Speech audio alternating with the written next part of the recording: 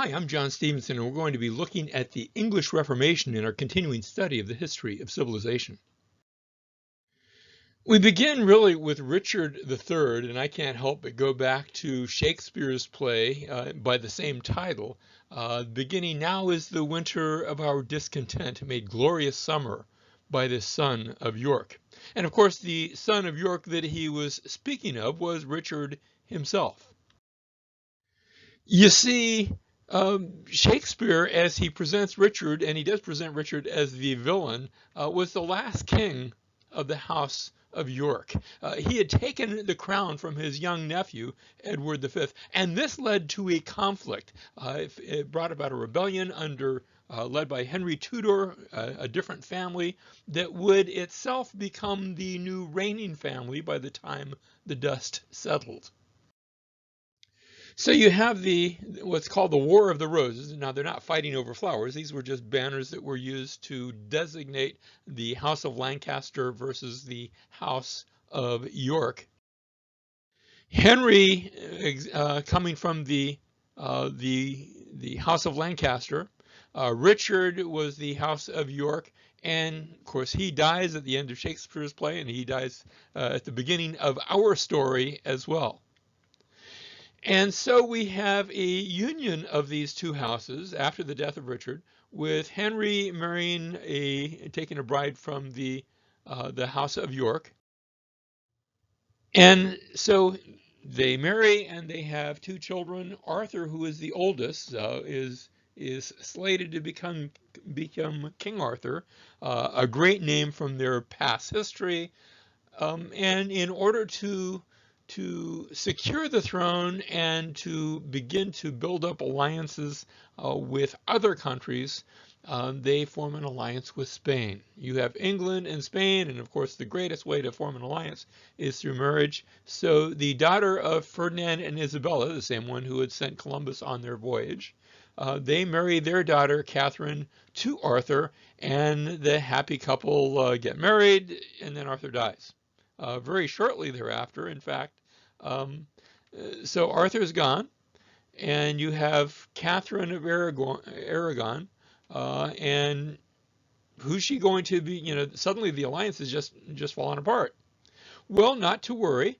There is another son, Henry, and there's been a few of them, so this is going to be Henry VIII. And he's going to marry Catherine, except that there's a question there. How can you marry the widow of your brother?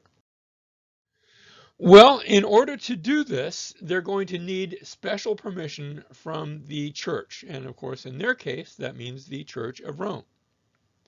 And so they ask for permission, and it is explained that Arthur and Catherine never had a chance to actually consummate the marriage. That actually might be true. And so permission is given, a special dispensation, and Henry takes Catherine now as his bride. And they actually have a child. It's going to be Mary. But the problem is they don't have any male children. And after quite a time, in fact, after the parents have now passed on, it's becoming evident that Catherine is not going to be able to produce a male heir for Henry. Remember, this is a new dynasty in England. So this puts it on rather shaky ground whether he will be able to pass on any progeny with regards to taking the throne of England. Now, I want to expand the family just to show where this goes. Catherine has a sister, Joanna, and she's taken a husband, Philip. And they have a son who we've already seen him before when we were talking about the Reformation, Charles V. Remember, he was at the Diet of Worms where Martin Luther judgment was passed upon him. He's the emperor of the Holy Roman Empire. And to just sort of show what's going on, because Henry is beginning to look at options. If he cannot have a son by Catherine, what he's going to be looking for is a divorce from Catherine so that he can marry somebody else, not just because he has a girlfriend.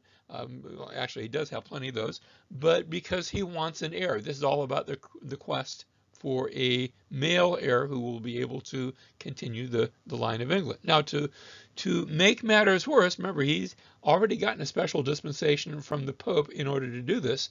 And to make matters worse, Charles V captures the Vatican in 1527 and takes the Pope into captivity, which means the Pope is now going to be doing whatever Charles says to do. And that's going to make it a little awkward for Henry to get his divorce.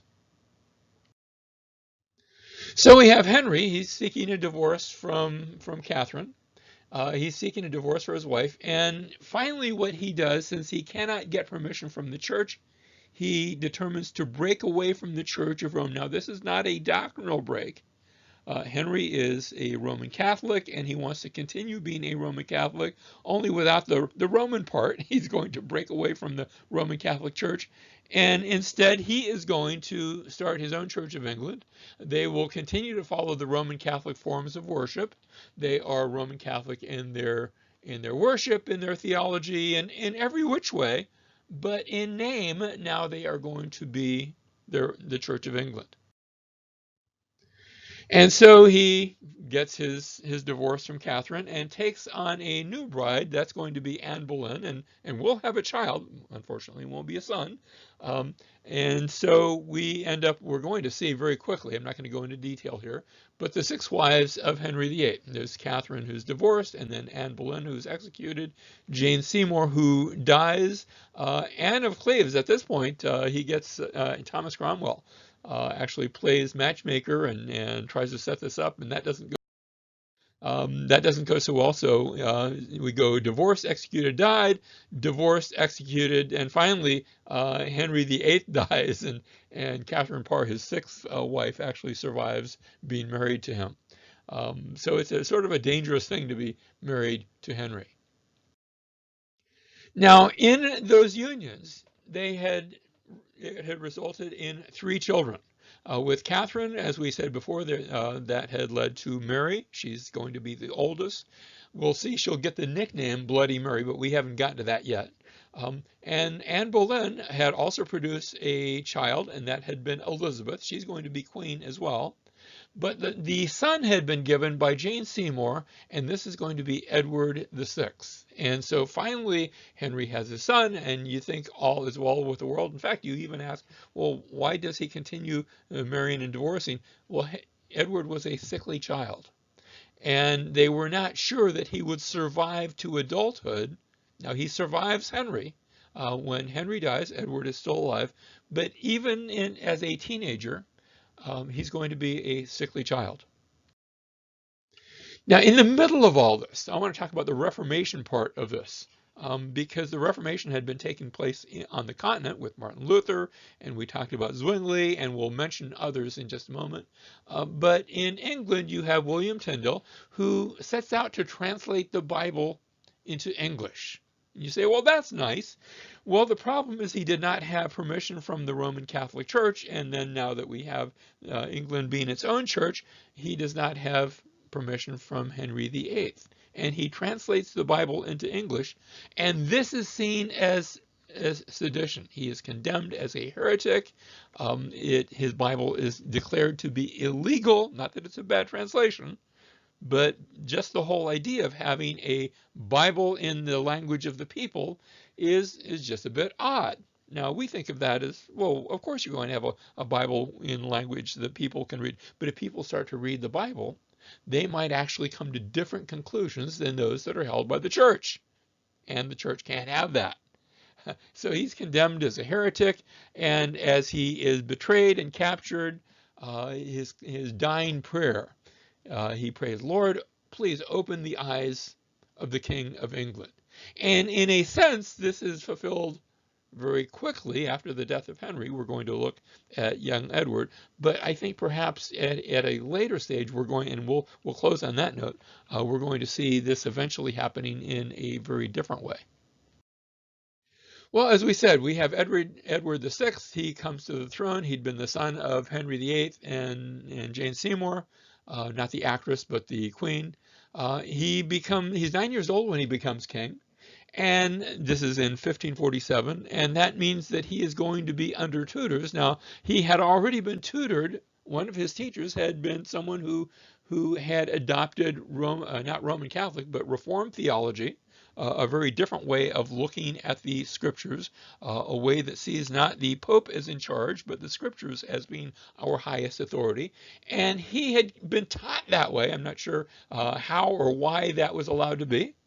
But he had been tutored in Reformed theology. And so as he becomes king, suddenly Reformed theology is allowed to come out of the closet, and it's okay to be Reformed. Indeed, he writes a paper describing the Pope as the Antichrist, something that Martin Luther had written about, and sort of echoing the words of Martin Luther in that regard.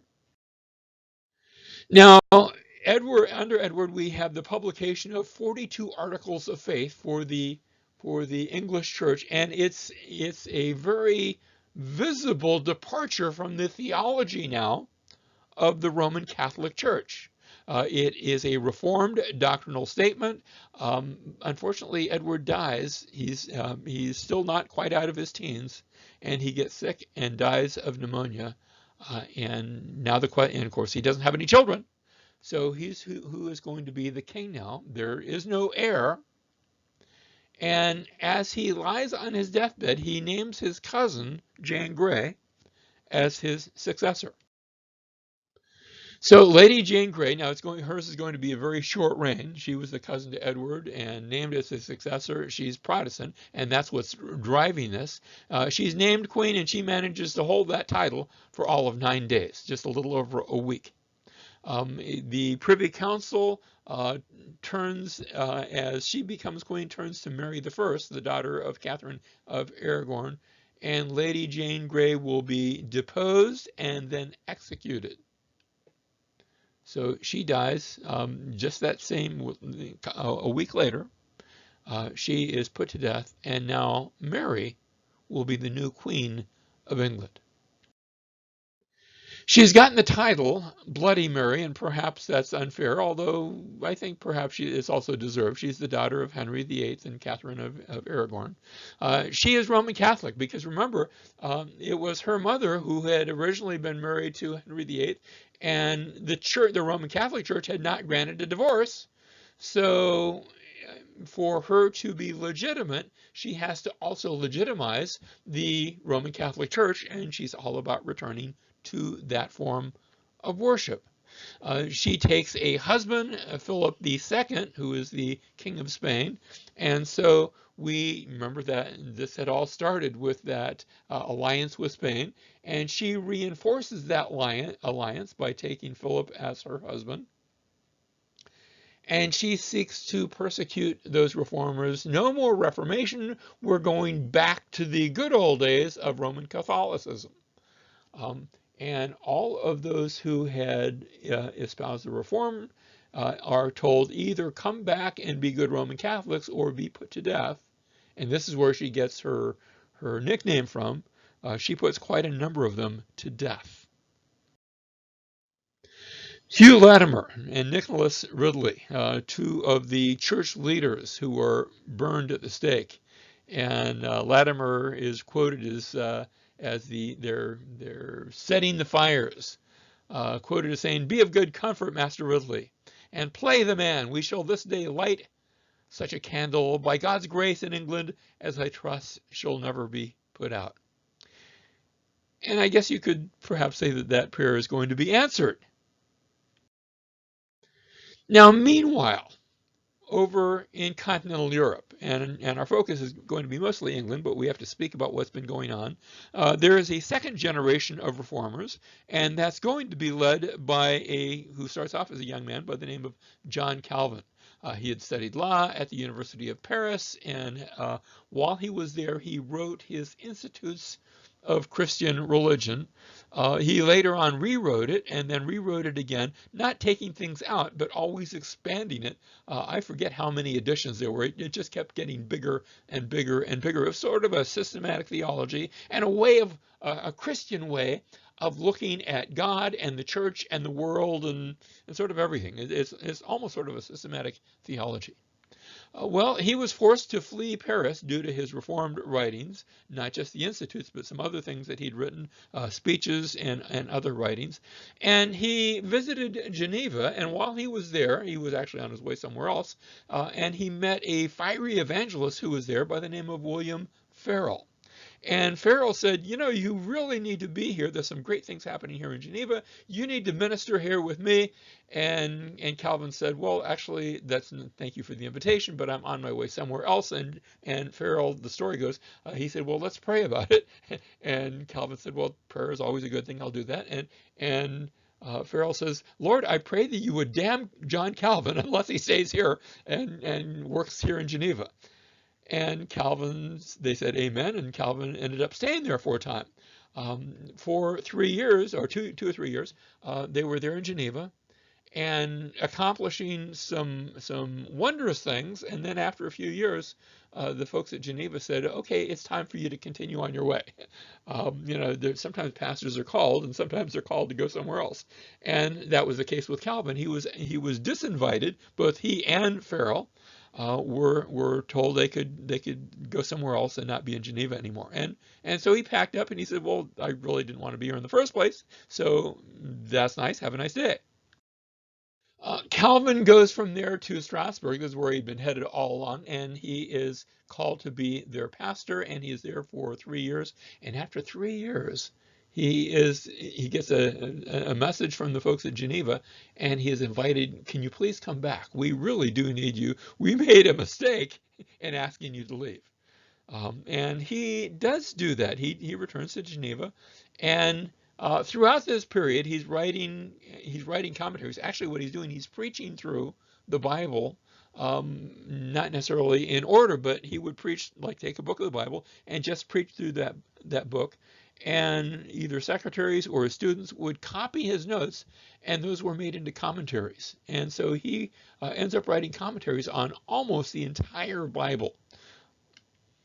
Now, while he is back here in Geneva, he is receiving Protestant refugees from all over Europe, because Europe, there's lots of things going on in Europe, and there's persecutions, and people like those in England that are fleeing Bloody Mary, and others are coming to him here in Geneva.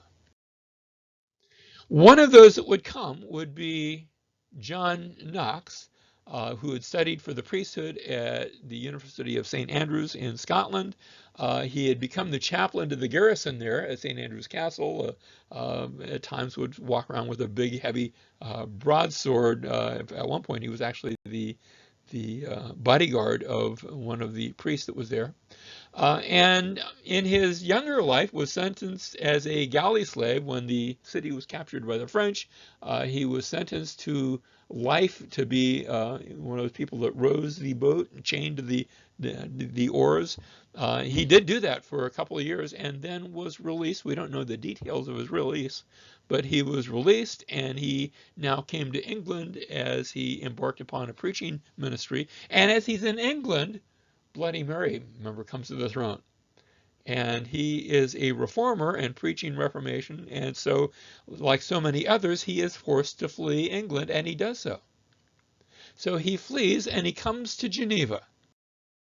He described Geneva, he said, it is the most perfect school of Christ that ever was in the earth since the days of the apostles. You see, he speaks of Calvin and his school at Geneva as a wonderful place, and it impacts him in a great way. While he's in Geneva, he writes a pamphlet entitled The First Blast of the Trumpet Against the Monstrous Regime of Women. Notice it's written by John Knox. And he even writes an addendum to that, notice to which is added the context of the second blast. He's speaking against Bloody Mary, but notice how he has worded it. He just doesn't say Bloody Mary's a bad person, but just the whole idea of having a woman ruler. Now, that's going to have an impact on what happens in England next. Incidentally, he shows this paper to Calvin, and Calvin says, well, I think you've made some good points, but I don't think you should publish it. He doesn't listen to Calvin in this. He goes ahead and publishes it, and that's going to make life interesting for a number of people. Now, what's been happening here, we've been talking about Reformation and yet not getting very specific. You have Roman Catholicism versus the Reformers. The Roman Catholics taught and still teach that church tradition carries an equal authority, an equal weight with Scripture. That you have the Scripture and you have the church tradition, and of course you have what the Pope says, and those things carry equal weight. Whereas the Reformers say, no, the Scriptures alone are the final rule of faith and practice. Roman Catholicism back then taught and still teaches that salvation comes as one cooperates with the grace of God. Grace is there, but you have to cooperate with that. The Reformers taught that salvation comes by grace through faith alone, not on the basis of what we do, but on the basis of what God has done for us and in us. The Roman Catholics teach that justification is an infusion of grace to make you live better, and therefore you are declared righteous because God is making you to live better. The Reformers did talk about what God does within you, but when it came to justification, they said, no, justification is an imputation, that is a crediting of God's righteousness that is credited to you, imputed to you, so that you are judged by God as if you were as good as Jesus. Not by how good you are, but through faith. Now, back to the politics at hand. We have Bloody Mary. She is there for a few years, but when she dies, we have her sister, Queen Elizabeth, half-sister, I should say, daughter of Henry VIII and Anne Boleyn. And as she now becomes queen, remember, you're not going to call her the head of the church. That just sounds sort of funny, which is the title that Henry had taken for himself. But she will change that to the supreme governor of the church. In fact, she's going to get the nickname the Virgin Queen. And when you hear the Virgin, and you're raised in the church, of course, you think of the Virgin Mary, and she is going to sort of suggest those parallels, and so that she's not going to take a husband. Now, I'm not going to say that she was necessarily a virgin. That's I think perhaps unlikely when you read some of the accounts of what was going on, but she doesn't take a husband. And so she is going to be Protestant, not Roman Catholic. Notice we'd gone from Henry, who was Roman Catholic in everything but name, to Edward, who was Reformed, back to Mary, who wanted to be Roman Catholic again. With Queen Elizabeth, she's going to seek what we can call a middle way. That is somewhere between the Reformed folk and the Roman Catholics, sort of in the middle. And she passes the Act of Uniformity, which deals with how you do worship. Now, the Reformers wanted to simplify worship, sort of bring it back to its first century roots. And frankly, Queen Elizabeth and pretty much every other monarch is going to rather like all the pomp and ceremony of the church. So they're not going to necessarily do away with it, but they will bring about a Book of Common Prayer. So it's okay if in your theology you are either Reformed or you are leaning in the direction of Roman Catholicism, as long as you use this Book of Common Prayer. And when you think about that, that's actually something that if you're going to unite people, I can't think of a better way to unite people than in the area of prayer. Now, meanwhile, you have Spain, and remember Philip II, he had been the husband of Bloody Mary, and so he actually offers, he says, well, I can marry Queen Elizabeth, and she puts him off, and no, I'm not interested in that. And so what we're going to see is the Spanish Armada that will come in 1588 as Philip will seek to conquer England now through force of arms, through bringing this giant armada and landing Spanish soldiers in England. And it's the biggest navy that anyone had seen in many, many years. The battle is fought. The English fight bravely and creatively. They actually take certain ships and set them on fire and turn them loose and sail them right into the bulk of the Spanish fleet. The Spanish lose some ships, but they, even with the loss of ships, they still had plenty to do the job. But they are disheartened now, And following this battle, they're going to do a retreat. Instead of coming back the way they came, they're going to seek to circumnavigate the British Isles, and in doing so, they will run into a hurricane, which will lead Philip to say, I sent the Armada against men, not God's wind and waves, because the Armada will run into this hurricane, and the vast majority of his navy will be sunk, not in the battle, but in the hurricane. And so England is delivered, and England will look at this as though it were, and maybe they're right, as though it were a supernatural deliverance. Elizabeth reigns a very long time, but when she finally dies, she does not leave an heir, because after all, remember, she's the Virgin Queen and hasn't taken a husband. And so the quest for an heir will now turn to the north, to Scotland, as James VI of Scotland will become the King of England, and he will be retitled as James I. Still James VI of Scotland, but James I of England, because there hasn't been a King James at this point. And 1603, he's going to be the king. And he is coming down to become king, and he is met along the way by a group of reform folk who have signed a petition. Supposedly it has 1,000 signatures, so for that reason it's called the Millenary Petition. And it is a quest to reform the church. Remember, Elizabeth had had her middle way, very decidedly not Roman Catholic, but not quite Reformed, and they're seeking to bring Reformation to the church. And in the midst of that, one of the things that comes out of that conversation is that King James authorizes a new translation to be made. It will become known as the Authorized Version, but we know it popularly as the King James Version. There will be 6 teams of translators, so instead of one person like a John Wycliffe or like a Tyndale doing the translation, we're going to have somewhere in the order of 50 to 52 men translating. A total of 6 teams, 2 of those teams at Westminster, 2 at Oxford, and 2 at Cambridge.